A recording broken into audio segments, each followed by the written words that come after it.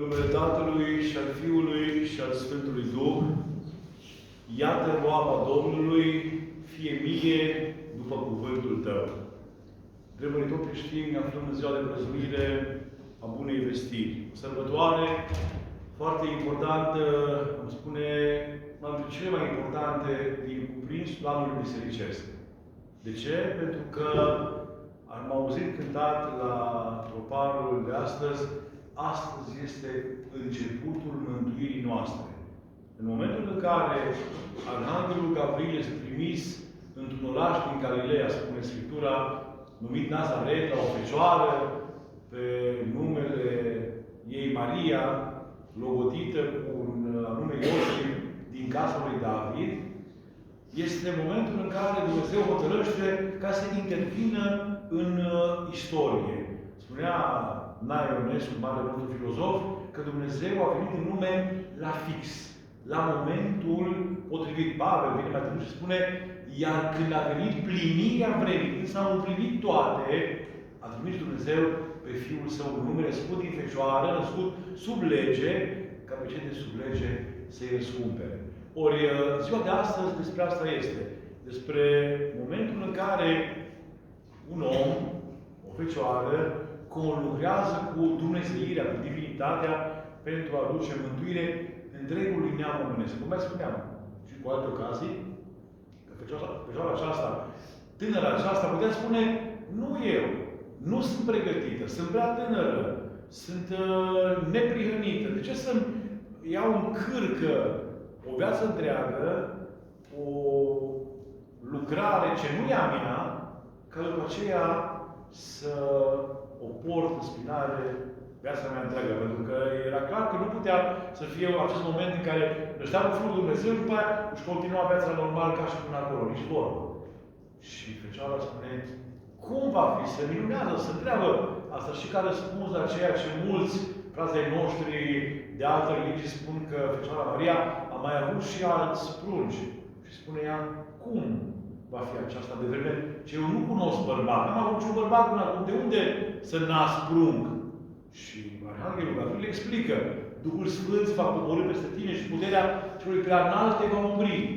De aceea și Sfântul Strașă din tine se va chema Fiul Dumnezeului și lui prea înalt, pentru că la Dumnezeu nimic nu este cu neputință. Atunci Fecioara Maria se încredințează, spune, iată roaba Domnului, eu sunt, fie mie după cuvântul tău. Deci dorește ca acest plan veșnic al lui Dumnezeu să se împlinească în ea, să fie oarecum circumcis, să fie închis în persoana ei prin nașterea lui Iisus Hristos. Deci despre asta este sărbătoarea de astăzi, când Fecioara Maria devine dispusă, disponibilitate, cum mai spuneam. În viața noastră avem mereu de făcut alegeri. Dacă citim în Proverbiul lui Solomon, vom găsi acolo pe Dumnezeu care spune, azi am pus înaintea ta binele și rău. Alege binele. Azi am pus înaintea ta viața și moartea. Alege viața. Deci mereu avem alegeri. Fecioara Maria astăzi a făcut alegerea. Pentru că Îngerul Domnului nu i-a comunicat oarecum imperativ. Trebuie să naști, ești obligată, ești condamnată să... Nu. Duhul Sfânt zice, ai fost aleasă, bucură-te, Fecioară, că ai fost aleasă, Dumnezeu te-a preamărit ca să naști pe Fiul Său. Deci te-a ales, dar nu te-a obligat. De aceea, în momentul în care spun și Sfinții Părinți, în momentul în care spune ea, iată roaba Domnului, fie mie după cuvântul tău, în acel moment are loc zămislirea. Pentru că Dumnezeu nu putea lucra împotriva voinței, împotriva liberului arbitru, spunem noi, da? Fiecare om e liber să meargă să facă ceea ce dorește. Dar Fecioara Maria știa că în ea se va împlini planul de mântuire, dar amintiți-vă că merge la templu și are loc acea întâmpinare a Domnului, sărbătoarea că o prăznuim pe 2 februarie, Simeon deja o pregătește. Prin sufletul tău va trece sabie. Acesta, arătând spre plumb, este pus spre căderea și ridicarea multora din Israel. Iată că era plumb mic deja Iisus și ea știa că va avea o cruce grea. Revenind, mereu alegeri. Mereu trebuie să hotărâm cui slujim, cui ne închinăm, cui ne rugăm, cui închinăm viața noastră. Știți că era o frumoasă pildă, mi-a plăcut-o, oarecum haslie, dar foarte adevărată. Zice că un om mai în vârstă mergea la biserică în fiecare duminică, în fiecare sărbătoare, de la începutul slujbei până la sfârșit era nelipsit din biserică. Dar omul era și surd, și orb, n-auzea și nu vedea nimic. Și oarecum oamenii luau de râdere, mai sunt mulți care sunt și cu vederea și cu auzul la ei și nu merg în biserică. Și tu, și surd, și orb, mergi în biserică, la ce folos? Nici nu vezi nimic, nici nu auzi nimic. De ce mergi acolo? Și bătrânul răspunde colosal.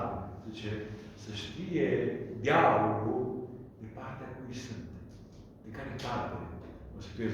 Oarecum hilar am putea spune. Mult adevăr. Să știe diavolul unde te găsești, de partea de care tabără ești, în care tabără lupți.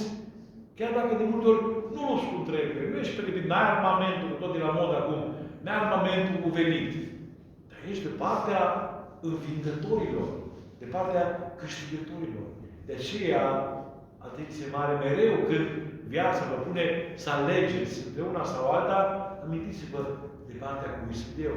De multe ori vrem să fim de partea lumii, să fim în rândul lumea, să fim în trend, e un cuvânt englezesc, să fim mereu în pas cu lumea.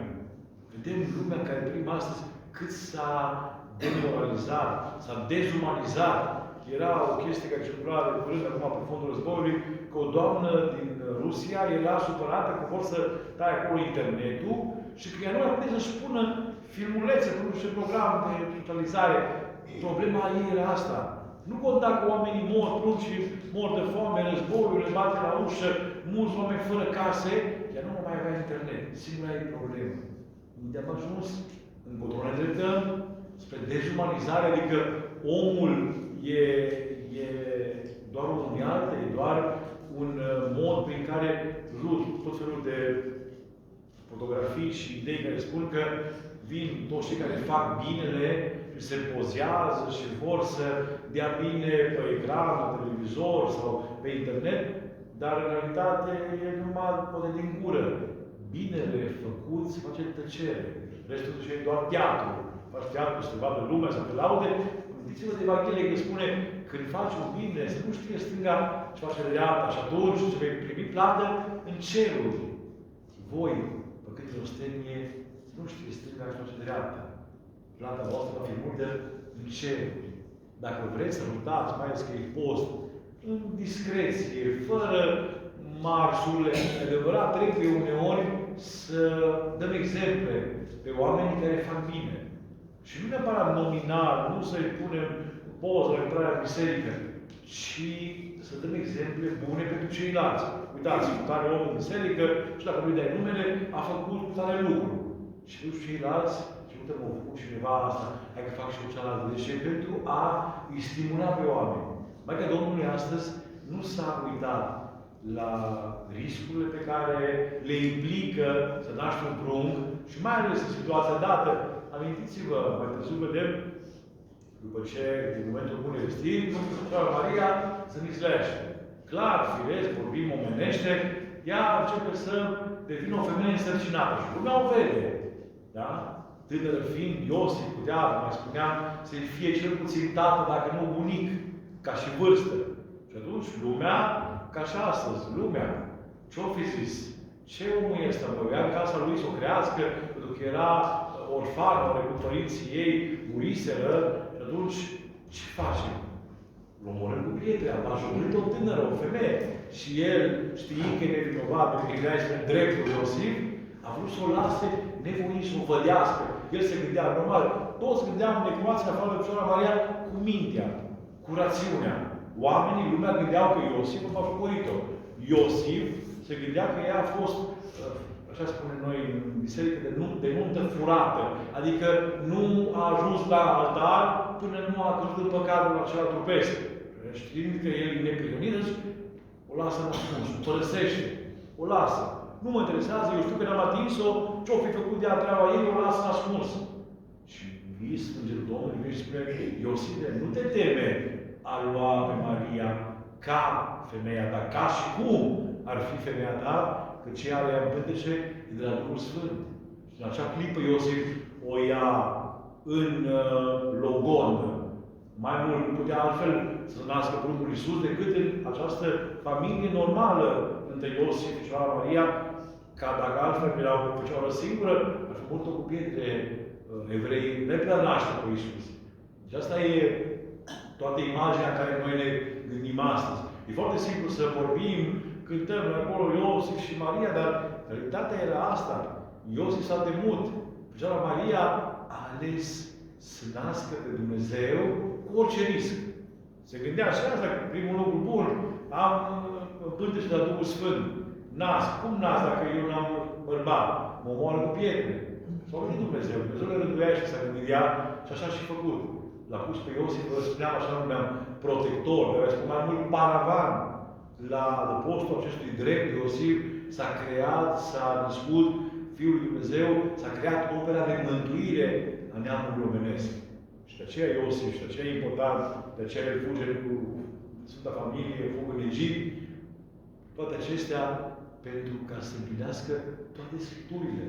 Dar Iosif nu a fost nicio clipă logodnicul în sine al Fecioarei Maria, doar protectorul ei. Și atunci, Fecioara Maria, când ne-a rugat frumos la rugăciunea Agatistului Bunei Vestiri, devine porumbița deasă care naște pe Fiul Dumnezeu, Mântuitorul Lumii. Ori, astăzi vedem foarte mai mult că ea face o alegere când a fost greu. Și noi, acum, în aceste vremuri, mai mult ca oricând, să facem alegeri. Să fim mai îngăduitori cu cele lângă noi, să fim mai buni, să fim mai iertători, mai rugători, mai uniți, mai mult ca niciodată. Mulți vin și ne scoșează că sunt vremurile de urmă. Și sunt convins că toți cei care sunteți azi în biserică sau în aceste luni ați trăit și cu pandemia, după aceea cu războiul, vă cruciți și vă gândiți ce va urma. Nu știm. Nu știm. Știm doar că Dumnezeu e mereu împreună cu noi. Știm doar că ziua de mâine nu e a noastră, ziua de ieri a trecut de istorie, ziua de astăzi trebuie trăită frumos, cu bucurie. E bună vestire. Mulți întreabă și închei cu asta. Noi avem greșita practică de a pune mai ales namazuri, de a deschide Evanghelia, ceea ce e lucru bun, dar după rânduială, deschide protosul, primul dintre preoți. Noi am început să punem și biserică pe cel bolnav, deschide sau un copilaș nevinovat, dar după rânduială, cum am spus, scrie acolo, deschide Evanghelia protosul, primul dintre preoți. Bun, dar măcar o deschidem, că acolo scrie că trebuie să deschide. Preotul sau credincios nu e păcat sau nu e grav. Grav e când preotul începe să traducă, să exemplifice, să tâlcuiască, s-a deschis bine sau rău după textul Evangheliei, după scris, dacă e cu roșu, dacă e cu negru, dacă e pe stânga, dacă e pe dreapta, ceea ce nu, noi în biserică nu facem vrăjitorie, nu facem tot felul de miracole din asta așa la comandă. Cum? Buna vestire. În limba greacă înseamnă Evanghelios. Buna vestire. O să cunoscut cuvântul Evanghelios, de la Evanghelie, vestea cea bună. Toată Evanghelia e o bună vestire. Cum poți să spui, s-a deschis rău Evanghelia? Pe bune? Cum se deschide rău Evanghelia când Evanghelia în sine e vestea cea bună? Tot ceea ce acolo e o veste bună în Evanghelie. S-a deschis rău. Frații mei, mereu când ne rugăm e bine. N-are cum să fie rău. Și Evanghelia, mereu când deschidem bine. Bine ar fi să deschidem mai des. Nu numai la masuri sau la alte momente, ci Evanghelia sau Biblia mai des. Să o citim, să o lecturăm și să vedem cum Dumnezeu ne vorbește. Dar v-am mai spus, că ne vorbește Dumnezeu că mulți. Dumnezeu nu vorbește mie. Aia mai închide radio-ul, televizorul, mai stai cu tine, mai citești o leacă de carte sfântă, mai ascultă la radio asta sau la televizorul Patriarhiei Române, Trinitas, un cuvânt. Acolo cântăm tot felul la strană, cântă acolo salții, tu faci zamă, torci, calci. spus un cuvânt. Și ăla îmi schimbă viața, îmi schimbă gândirea, îmi schimbă ziua, te întărește. Dacă câtă ziua aia nu spune ăștia, cum va fi criză, vom muri, rămânem fără ulei, rămânem...